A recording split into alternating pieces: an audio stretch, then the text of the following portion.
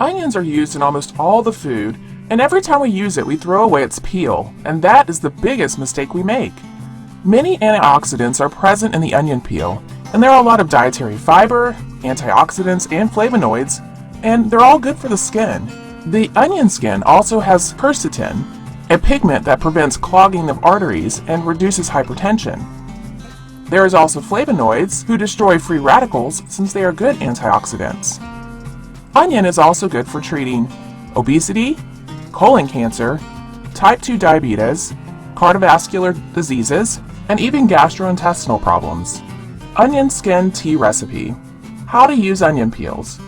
Take all the onion skins in a jar, add a few pieces to a bowl, add boiling water to them, and cover it. Soak for 15 minutes, then strain and drink. Do this before bed.